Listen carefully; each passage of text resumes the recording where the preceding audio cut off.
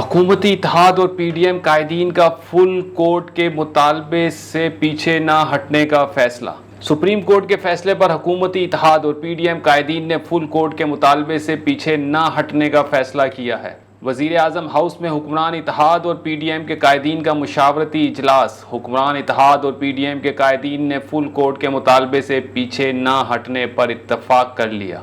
ज़राए के मुताबिक वज़ीर आज़म शहबाज शरीफ, सरबराह पीडीएम मौलाना फजलुर रहमान, बिलावल भुट्टो जरदारी इजलास में शरीक हैं। इजलास में एमक्यूएम, मुस्लिम लीग काफ, एएनपी के कायदीन, बलूचिस्तान अवामी पार्टी, बीएनपी समेत दीगर इत्तेहादी जमातों के कायदीन भी शरीक हैं। इजलास में मुस्लिम लीग नून की नायब सदर मरीम नवाज, पार्टी के दीगर कायदीन भी इजलास में शरीक हैं। ज़राए का कहना है कि सुप्रीम कोर्ट के 3 रुकनी बेंच के फैसले की रोशनी में मुस्तकबिल की हिकमत अमली तय कर ली गई है। तमाम कायदीन का मुमकिना सूरत हाल में मुत्तफ़िक़ा हिकमत अमली के साथ आगे बढ़ने पर इत्तफ़ाक़ हुआ है।